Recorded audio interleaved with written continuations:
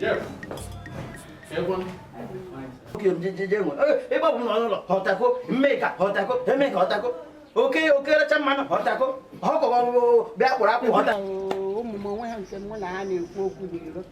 Hey, I already night because under from here.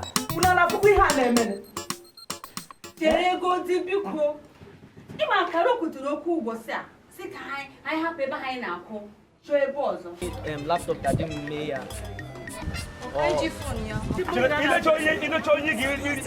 In your office. That was Silas Nwaaba let you in your office. Hombre, Henry came of one nation.